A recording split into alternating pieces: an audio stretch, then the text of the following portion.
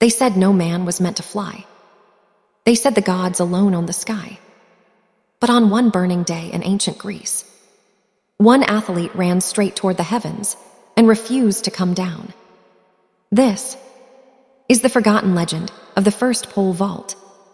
The stadium of Olympia was silent, not the quiet of peace, but the heavy silence that comes before history is made.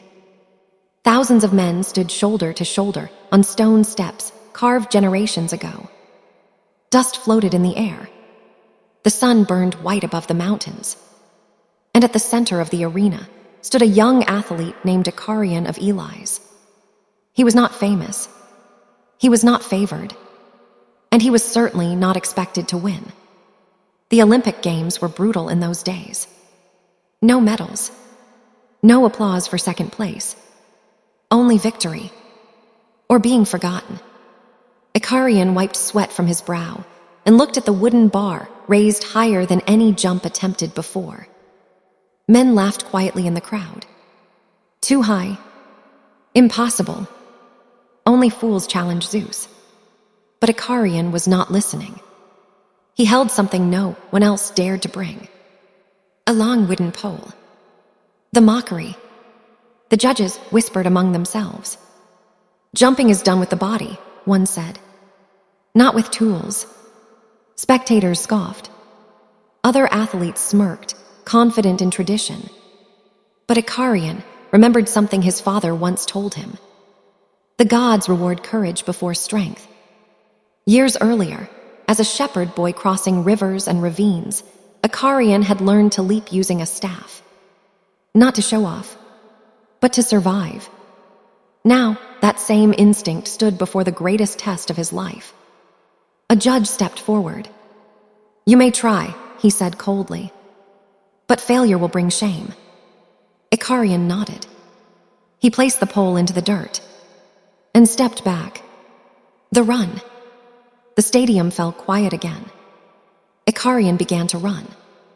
Slow at first, then faster still. His feet pounded the earth, a rhythm older than civilization itself. Dust kicked up behind him. His breath sharpened. The pole angled forward like a spear aimed at the sky. At the final step, he planted the pole. And something unbelievable happened. The flight. Icarion did not jump. He rose.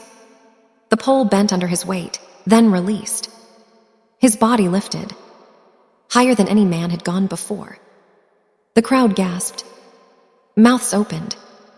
Judges froze. For a heartbeat, Icarion was horizontal, suspended between earth and heaven. A man flying without wings. In that moment, legend says even Zeus leaned forward on his throne. Would the gods strike him down for arrogance? Or would they watch and learn? Icarion cleared the bar. Cleanly. Perfectly. The silence. He landed hard in the sand beyond. No cheers came. Only silence. The kind of silence that follows a miracle. Then slowly. One clap. Then another. Then the stadium exploded. Men shouted. Stones echoed with thunderous approval. Judges rose to their feet. History had changed. The consequence. But victory in ancient Greece always came with a price. The priests argued fiercely. This defies tradition. This challenges the gods. This is dangerous. Yet the people had already decided. The jump was legal. The jump was real. And the jump was unforgettable. Icarion was crowned victor. No gold medal. No statue. But something greater. Immortality through story. The legacy. In the years that followed, pole vaulting was debated, banned, and whispered about. Some said it was too powerful. Others said it was proof that humans were meant to evolve. The technique disappeared, then reappeared centuries later. But the spirit of that jump never left. Every modern pole vaulter, every athlete who dares to push beyond limits, is following the path of that forgotten Greek. not by copying his pole, but by copying his courage.